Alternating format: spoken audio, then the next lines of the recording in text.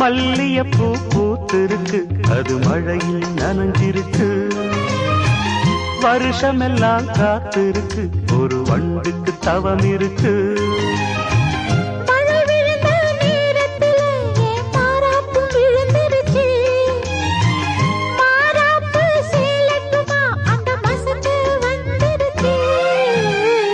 மல்லியப்பூ பூத்திருக்கு, அது மழையில் நனைஞ்சிருக்கு.